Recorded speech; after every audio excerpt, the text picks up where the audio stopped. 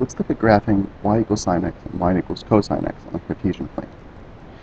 So, first we're going to look at y equals sine x, and here's our Cartesian plane. Usually when you graph, you have to know where you're graphing. So the first thing we're going to do is establish what our graph is going to look like with a scale. Since we're working with trig functions and we're working with radians, we're going to make a scale that goes, for now, from 0 out to 2 pi. And since we're talking about just sine, we want to look at what its largest and smallest output values will be.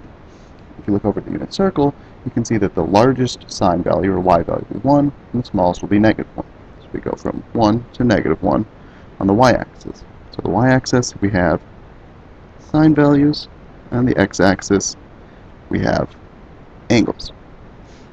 So now we just need to plot some of these sine values at their respective angles. We look at the unit circle to get that information. The first angle we look at is our initial angle that is not moved at all from the x-axis, which is an angle of 0. At an angle of 0, we have a sine value of 0. That's all the way out to the right on the unit circle. So we plot angle of 0, that's the x-axis, sine value 0. Don't go up or down at all on the y-axis. And now we continue along. I have my other value here marked at 2 pi, and that means we go all the way around the circle. We get back to where we started, we know we're going to have a sine value of 0 again. So whatever we do, we have those two values. We have to fill in the information in between. And you could plot a whole number of angles to get some information, and it could take a long time. So what I'm going to do is I'm going to plot a few, and we're going to then talk about a way to maybe plot fewer in the future. The first angle we want to plot is pi over 6. That's the first special angle that you've talked about after 0. But where exactly does pi over 6 fall between 0 and 2 pi? Well, I know it comes before pi, so let's put pi in. I also know it comes before pi over 2, so let's say where that is. So if this is pi over 2 is up on the unit circle. It actually even comes before pi over 3 or pi over 4. So let's put in pi over 4, and I can say, well, I know for a fact that it happens just before pi over 4, and it gives me a value of about 1/2, so let's plot it right there. Pi over 4, we have root 2 over 2 for our y value. Root 2 over 2 is about 0.7. We can just estimate for now, so let's put it right here.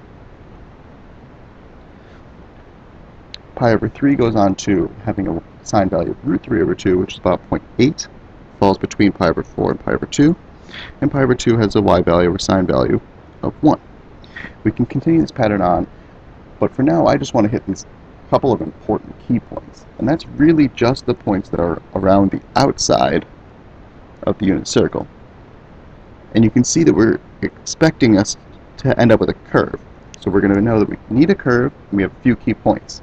So our next key point after pi over 2 is pi, where we have a sine value of 0.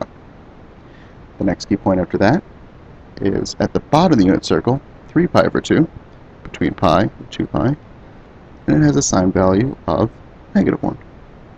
And we can kind of say, well, it curved up. We obviously have to curve back down. We get down to the bottom, curves back up, and we've gone once around the circle. That pattern could continue on in either direction as far as you would like. And that's graphing sine. The same idea applies when we graph cosine, but instead of looking at y values, these are now our cosine values, or the x values on the unit circle. But we're still going to use the same angles. 2 pi, pi, 0, and in between those, pi over 2, 3 pi over 2.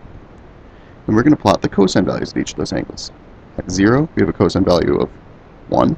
Pi over 2, it's the top of the unit circle, we have a cosine or x value of 0. At pi, on the left side of the unit circle, we have a cosine value of -1. 3 pi over 2, we have a cosine value of 0. And at 2 pi, we have a cosine value of 1 again.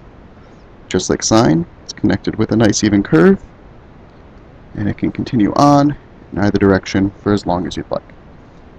And there you have graphing sine and cosine.